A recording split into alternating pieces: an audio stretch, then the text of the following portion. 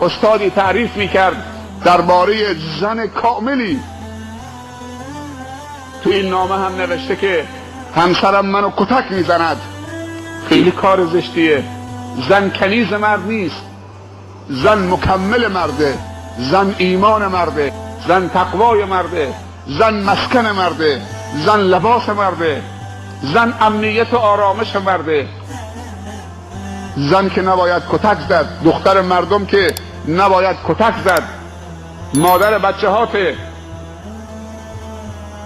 با کتک که دردی دوا نمی شود، با مشت و لگد و فحش‌های ناموسی و همسری که مادر بچه هاته، انتظار دارید بچه هات را فرشتگونه تربیت کند؟ نمی شود همچین چیزی که جلو بچه ها مادر رو لگد مال بکنید. دو طرف باید اصلاح بشوند. استادی تعریف میکرد درباره زن عاقل و فهیم و کاردان و قاعده فهم.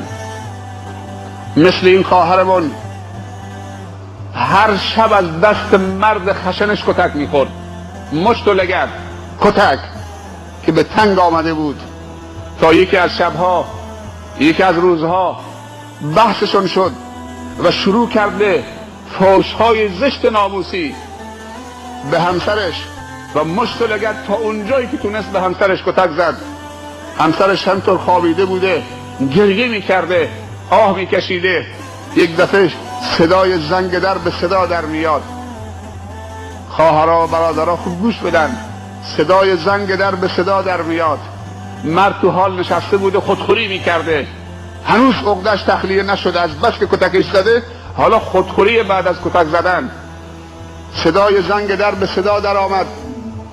وقتی مرد رفت دم در رو باز کرد، دید که پدر خانمشه، مادر خانمشه، برادر خانمشه، با جناقشه، همه آمدن مهمانی. مرده به ظاهر طوری نشون داد که خیلی خوشحاله، ولی از اون طرف ترس و وحشت مرده رو فرا گرفت. حالا چه کار کنم؟ اگر این دخترشان، این خواهرشان که همسر منه، الان اسرار منو برباد بده، بگه به برادر گردن کلفتش، بگه به پدرش، بگه به باجناقش، بگه به اون یکی، بگه به خواهرزادش، اینجا چه کارش میکنن؟ الان خودش تنهاست، انتقام ازش میگیرن و دست دخترشون و خواهرشونو میگیرن، از خانهش خارج میکنن.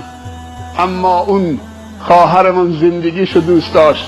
نمیشه که هر روز ازدواج کردن که لباس نیست که دکمش باز بکنید نشد میرم. باید زندگی رو ساخت، باید مشکل رو حل کرد. هیچ مشکلی نیست که حلی نداشته باشد، به شرطی که ما خواهان حل مشکلاتمون باشیم.